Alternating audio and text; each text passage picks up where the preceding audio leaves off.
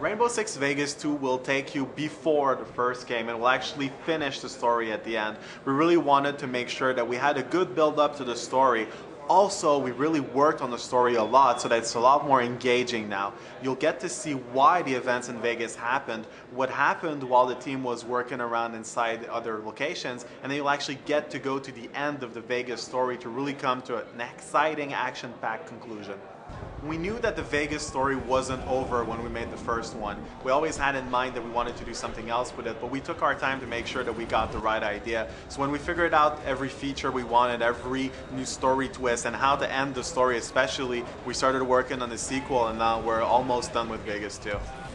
The story is going to start off a little bit before Vegas, so you're going to get a good idea for why certain things are in motion, and right from the start you're going to be privy to some information that is going to make a lot more sense after having played Vegas.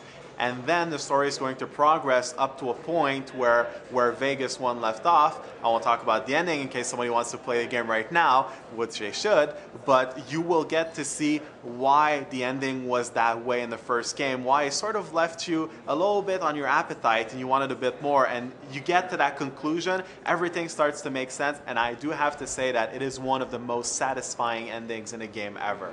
One of the really big things in Rainbow Six Vegas 2 is the fact that the PEC mode is now present in single player as well as multiplayer. This is true for online and offline. For the first time, you can create and customize your character, and everything is going to follow through no matter how you play the game. This is something that we really cared a lot in the first game that we couldn't actually make work for the first installment, and this definitely makes the sequel very, very exciting. So whether you're playing with your friends, even if you don't finish a game completely, you're still going to keep everything that you earned. So we're really excited about that.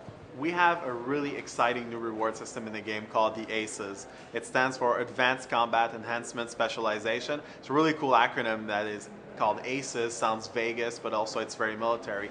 What this whole thing is it's actually a system that rewards you when you play in a tactical way. Now, people always say Rainbow Six is a thinking man shooter, it's a tactical game, but what does that really mean?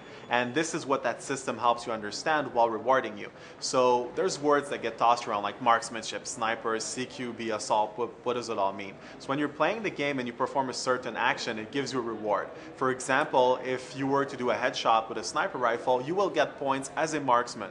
So you'll understand that that was a marksmanship action. So this reward system helps you understand how you play yourself, and it rewards you by giving you weapons that favor that playstyle. So if you're not too sure what kind of player you are, you don't know if you actually are a CQB player, well, the game is going to tell you by showing you all of that information in the game while rewarding you. It's also important to note that this stuff can all be turned off in the new HUD if you're not too interested in seeing it, but for people that want to understand what the tactical game is, that's really an interesting tool.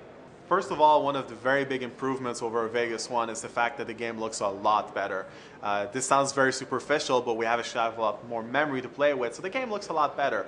Also, we worked a lot more on the story. It feels a lot more realistic this time around. The story on Vegas felt like it was very interesting, but it kind of felt like it was going on and you were sort of parallel to it. In Vegas 2, you're actually very much in the story. You're going to meet the characters that speak in the story. You're going to be alongside them at times. You'll even see another part of Rainbow that's going to be in a mission with you. So there's all these NPCs, there's all these people. It feels very alive and very interactive. So the story is not necessarily darker, but it's a lot more emotional. You're going to care a lot more about the hostages. The situations are really going to make you understand how serious everything is in the game. The game will last for about 6 to 11 hours depending on the playstyle of the person. This can vary because we're still tweaking a little bit difficulty and certain levels, but the game is very long. It actually feels a little bit bigger than the first Vegas. The game has been in development for about 15 months now, so a lot more than a year. It's a really exciting project. People have been working really hard. We've had really long nights, especially recently, but the game is really coming along nicely, and we think that it's going to be a really exciting sequel.